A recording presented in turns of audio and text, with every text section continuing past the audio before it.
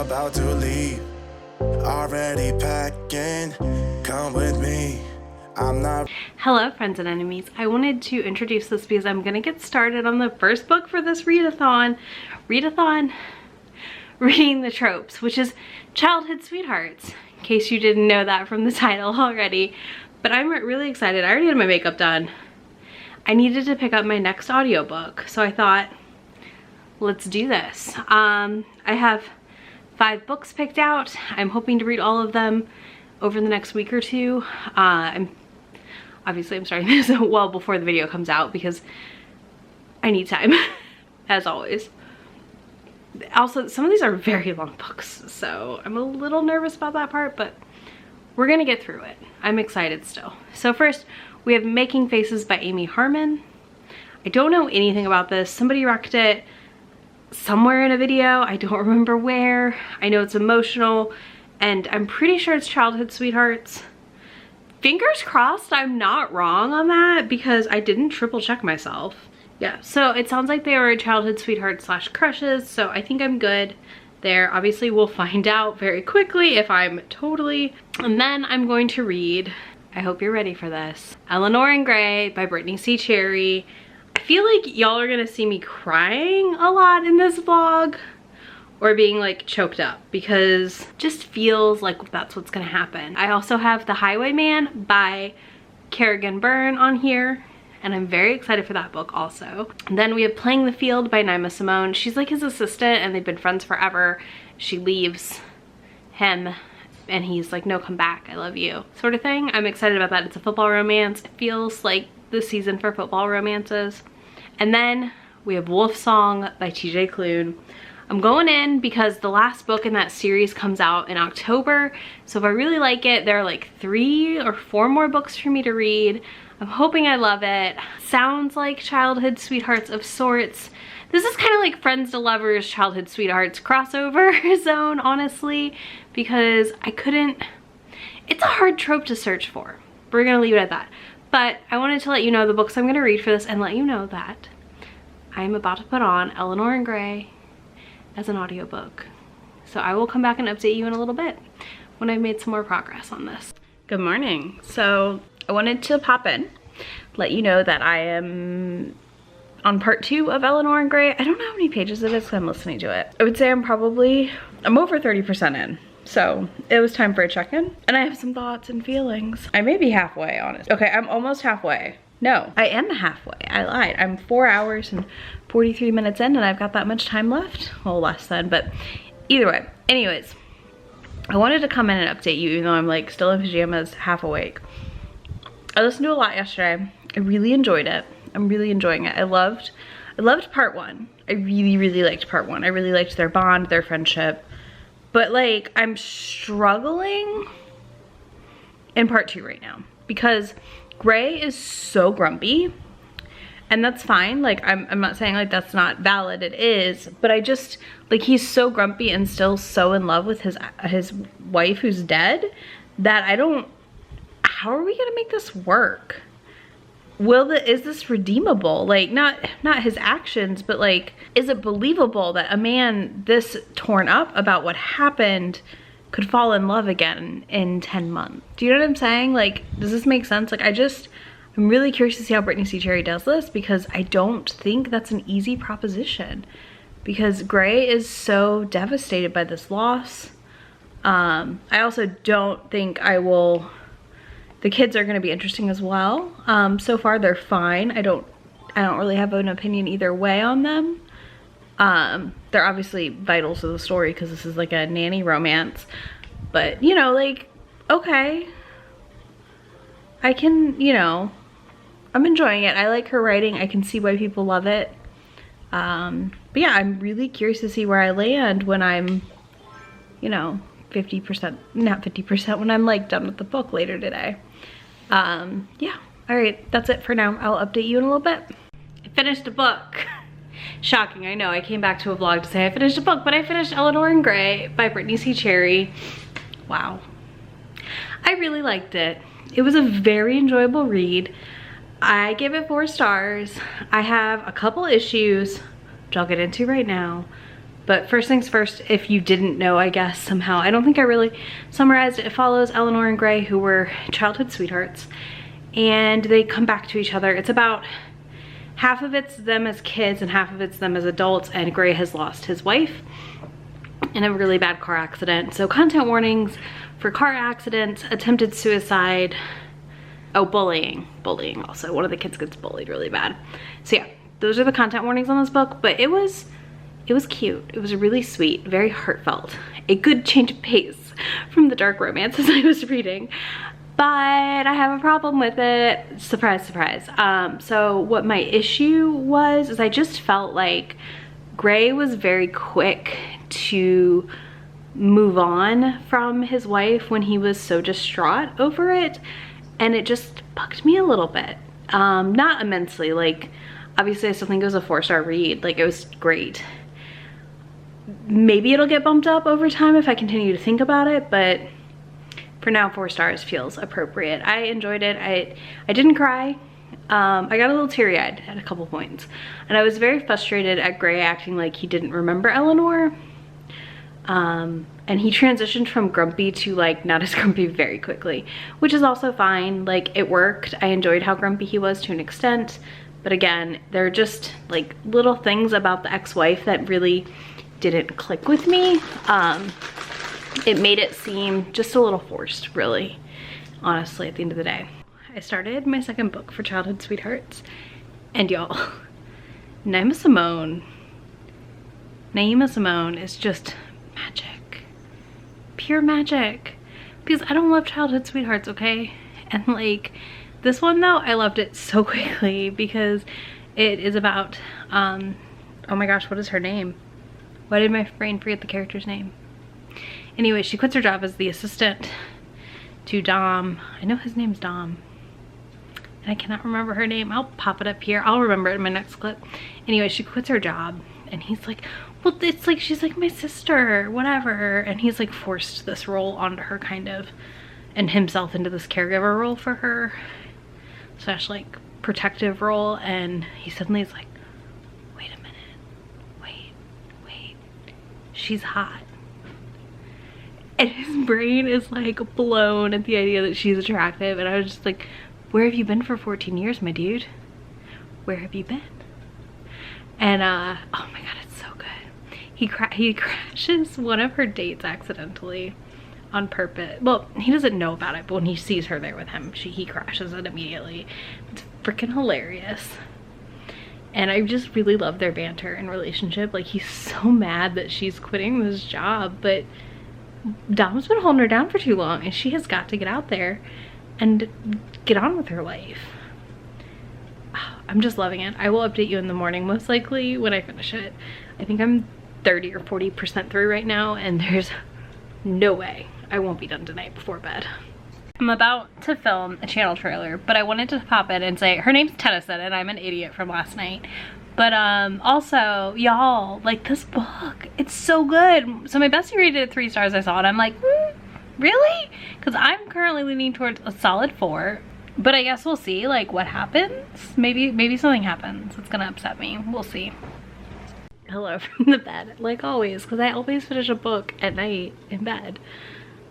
Hold on, I need to show you the carnage that is the amount of toys Peace has on the floor in my bedroom, and ignore my donation. Can we just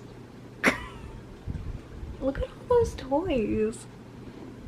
Are you spoiled, Peas? Okay, anyways, I wanted to tell you I finished Scoring Off the Field by Naima Simone, and I loved it. Oh my gosh, it was so good, y'all. It was such a good childhood friends to lovers slash like pining. It was like the right mix of pining, because Tennyson was like, I'm out of here, I'm done. Like, I need to go live my life, I need to date, I need to experience life without you hovering over me. And I just loved that so much. It was so good, so good. So I'm rating that a 4 out of 5 stars for sure. Like, I recommend this book. It was so good. I don't know that I would say like Childhood Friends is like a favorite of mine, but am I living for this one? Kind of. I think it just had that right mix of like pining. Also, it was super steamy. But I did start Wolf Song by TJ Klune, which is like a beloved Men Loving Men romance. I'm 12% in. I got a little teary-eyed at some stuff in the beginning. I'm curious to see how this develops. It's really interesting how it opens. So it opens with Ox, whose dad leaves him as a child with his mom, and it follows him growing up and these new neighbors that move in with this boy Joe, who went through like a really traumatic event and like basically jumps on an Ox and is like, oh my god, you smell so good, what's going on? And that is because I think they're mated, but Ox doesn't know that he's a werewolf yet. And though Joe is 10 and Ox is 16 when this happens, nothing, like, it's just friendship, like, early on. It's a very sweet friendship. I really like the friendship happening in this. It's very cute. And I like Ox getting this, like, found family, and his mom getting this found family out of this is, like, precious, because they deserve the world currently, in my opinion, because, like, they got dealt a shit card. But yeah, I'm liking it so far. I understand why I saw some reviews like not liking that part, but I think right now the way it's working is fine, because for me it's when stuff happens and they're not like adults, like both of them, and like Ox has no attraction to Joe at 10, so like there's nothing gross about it to me so far. We'll see if that changes. But yeah, it's nothing beyond like the familial bond of a mate thing because of Joe's age. But yeah, I'm already 12% through, which is surprising because this book is long. My Kindle said it was 609 pages. Amazon says it's 494. Who's right? I don't know, but it says I have 5 hours and 50 minutes left right now, and it's midnight where I'm at, because like I literally can't stop reading it. We'll see. All right, I will talk to you tomorrow when I read more / have more of an update. Really asking, we'll get away to a place where we don't know. Hello. I am about 50% through Wolf Song right now. I've been screaming in my head while listening because this book is an emotional roller coaster of a book. Like, for real, y'all. Like, so emotional. So like a lot of my friends love this book. So I had some warning. I don't know, I might finish it tonight because I don't know if I can sleep on it. Like I don't know if I just need to power through. I did, so one of my friends had the audiobook, so I logged into her Audible and I'm listening to it that way.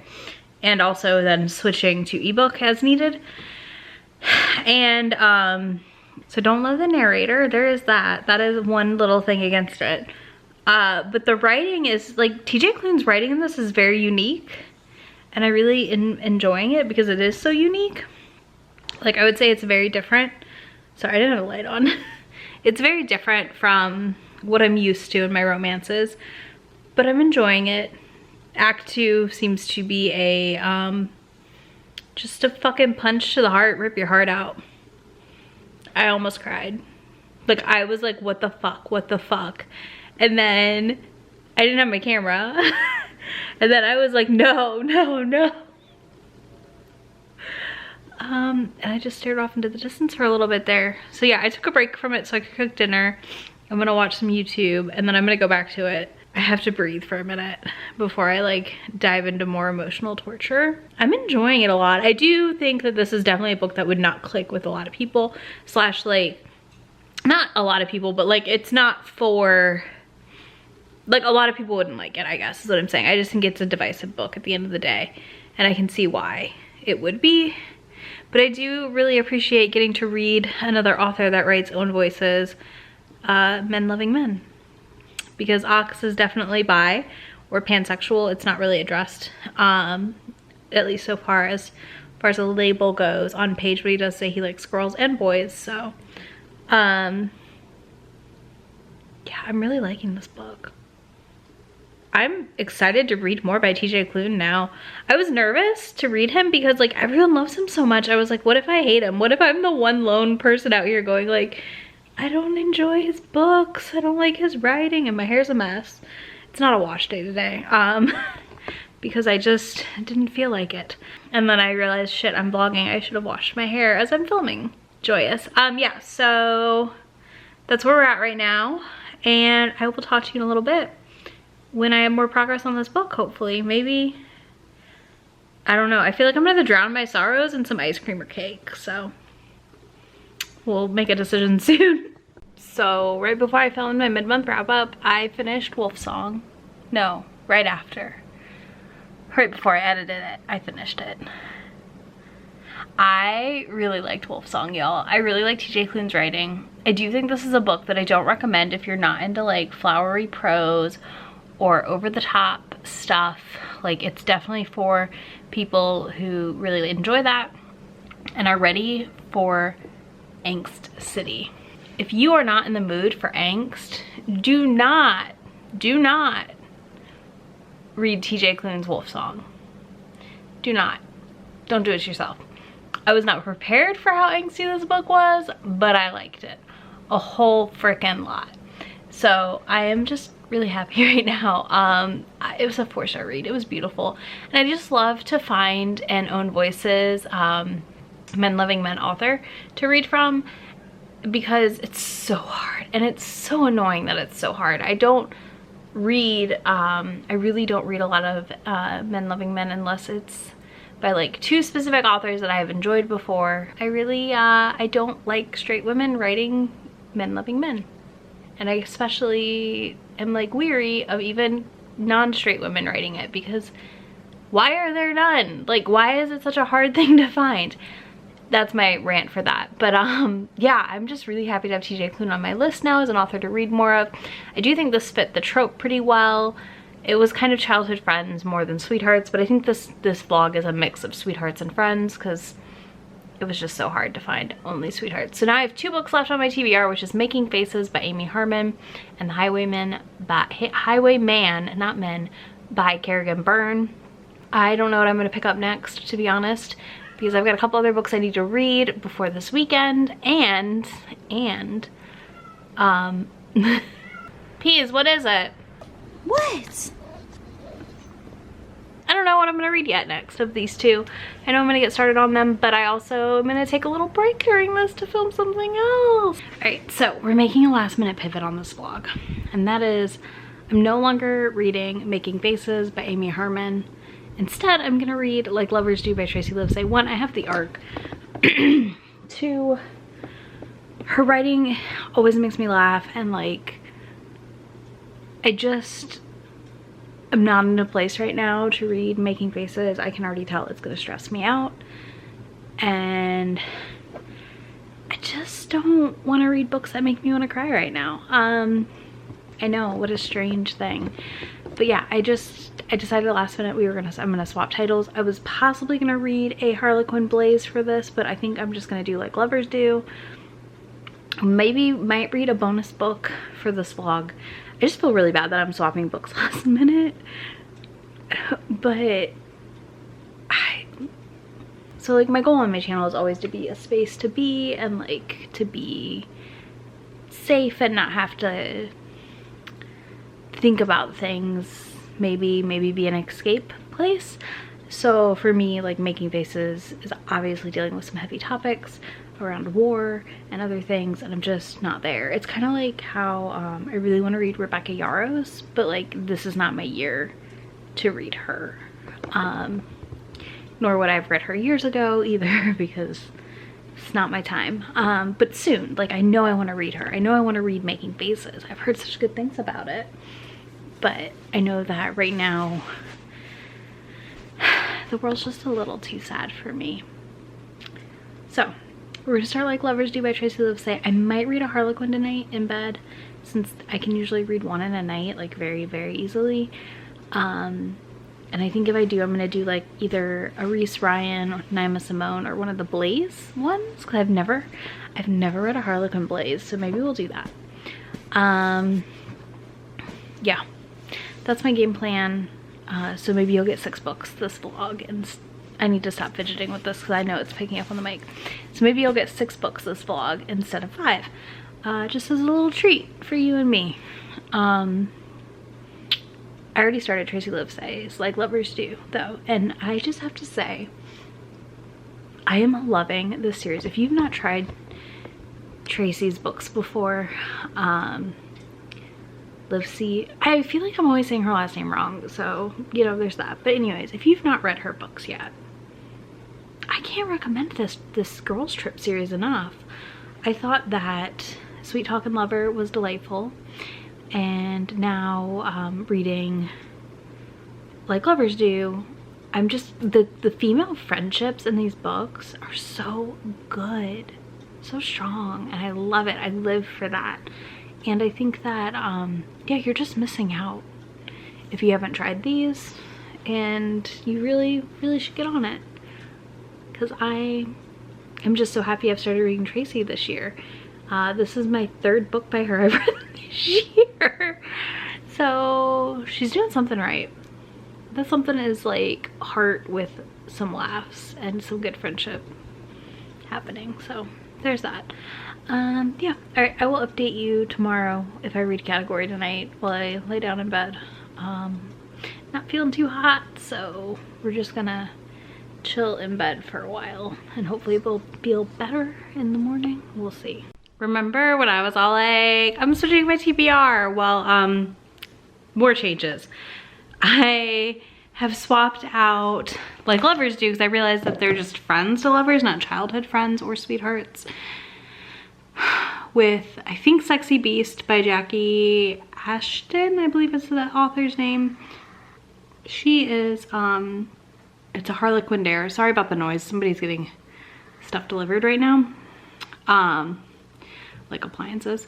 But yeah, so I've switched to her for the Harlequin, for a category version. I hope they're childhood friends, or at least like high school.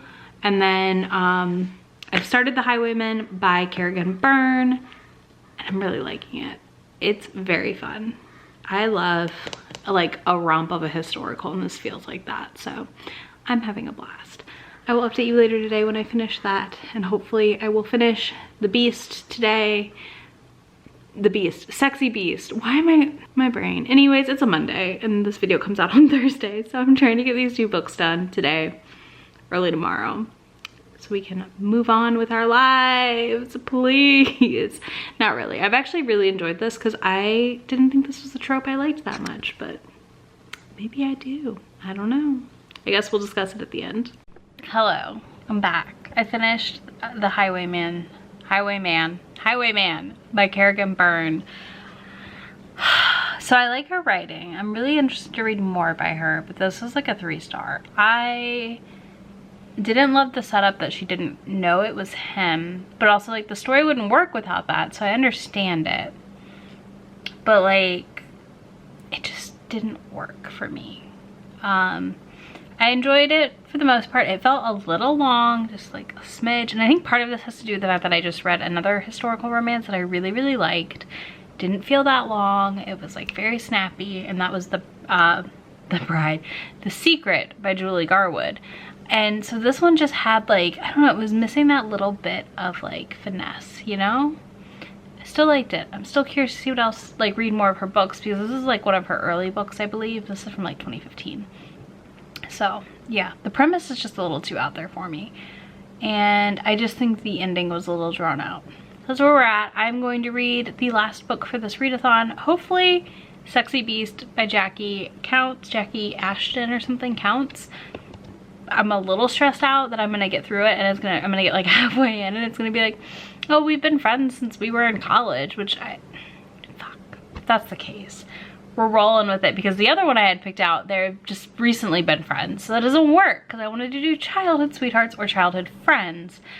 It's so hard to find. Why is it so hard to find this?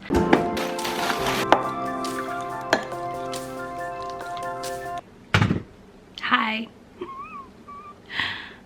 So I'm DNFing a book. I hate to be here. I'm so annoyed that I'm here right now to DNF a book and wrap this vlog up. I'm so mad at myself, y'all. Like, I'm so annoyed. Why? Why did it have to not be good? Why did I have to hit like 3 of my biggest pet peeves ever in BDSM books? I was really excited. I was really excited for this book, y'all. Like, as it was going, I was getting kind of into it. But yeah, then I hit 45% and was like, I'm done. I can't do this. So I DNF'd Sexy Beast by Jackie Ashton. Oh boy, where do I start? Basically, for me, this book boils down to hitting like my biggest pet peeves in BDSM books, which I'll go through right now for you because I guess I should share. But it did fit the requirements. They'd been friends since they were like 8 and 10, so perfect. Like, it's definitely childhood sweetheart trope. But the pet peeves of mine it hit. So first up, we have Everett, who is a dominant male, definitely, and he was doing things like grabbing her face, like I guess like this, like making her make eye contact, and like being like very, very, not alpha, but like dominant, like a dom would with a sub. So I don't like that. There was no discussion before these things happened. He was just kind of attempting to read her, which sure, but no, also. Like, no, that's not cool. Like, you can't do that without like having a conversation on safe words and other things first for me. And then we have like, he's like explaining to her why they can never hook up because he's a dom and he can't ruin her like this. Why am I doing the movie? I don't know, but you know, he can't ruin her. And like, y'all, he's like, well, do you know what that is? And she goes, yeah.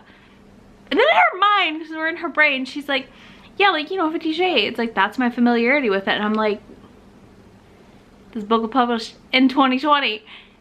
Your familiarity with the BDSM community should be beyond 50 Shades at this point. No, ma'am. No. Just no. Then they get it on. It was pretty steamy and great. But then they moved to him having this weird flashback about his dad beating him. And I'm like, why do we have to pretend that everyone that is into BDSM has some traumatic backstory? It's just something some people like. It doesn't have to be this like traumatic thing. Calm down, please, people. Please calm down, authors. We just need you to like realize that not everyone dealing with BDSM, like that participates in BDSM as a community or in any capacity, is like working through trauma. Like, that's not, no. Stop it. Stop it. So yeah, I DNF'd it. I'm done. Couldn't do it. I was like, you know what? Life's too short. And we're done. We're just gonna call it a day and be done with this book. Which means we're done with this video. I read 4 books total, DNF'd 1 for Reading the Tropes, and I wanted to talk about childhood sweethearts. It's a trope I don't feel like I reach for very often. And I find that interesting because I really enjoyed 4 books I read. 1 was a 3-star, and then 3 of them were all 4-star reads. So like, why am I not reading this trope more? Am I reading it and not realizing it? Or is it just not marketed to me correctly? Because like, do I think it's all friends to lovers?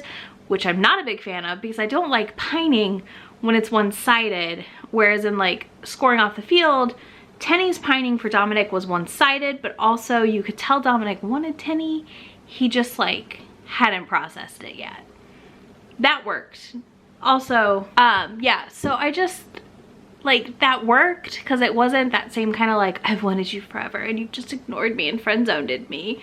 It was more like, I've been in love with you. I have to leave to protect myself at this point because I realize that it's never gonna happen. And I've known that for a long time with Tenny, and that worked so well. So well. And then, yeah, gosh. Why don't I read this trope? I really liked it. I almost cried a few times. I don't cry a lot during books. So, something got through this cold-hearted bitch's heart. But yeah, I think this is an interesting trope. I'm very curious to see what I think of it as I read some more of these. If you have favorite childhood sweetheart books, let me know in the comments. I want to add them to my TBR. And also, let me know if there's a trope you want me to do next. I do have a running list, but occasionally like somebody else suggests something like this one, which was suggested by Bree over at Falling for Romance. So yeah, you never know, it may be the next one I pick. I do try to do these every month to 2 months. Just depends on the other videos I have planned and my mood, because I am a mood reader sometimes. But yeah, this was fun. I want to read more. If you liked this, be sure to click subscribe for more romance content. And if you made it this far, drop a sparkly heart emoji in the comments. You can also find in that description box links to all of my social media. It's gonna be on that Linktree link, including Instagram, Twitter, and Goodreads. Those are the 3 places you can find me. You can also join the Romance YouTuber Discord chat if you are a viewer or a creator and you wanna come hang out with us. We chat it up in there. There are collabs, readathons, etc. happening all the time. It's kind of fun and I really like having everybody there. What else? I will see you in a few days with my next video. Bye. About to see the world in action, what we can be, life with no distractions.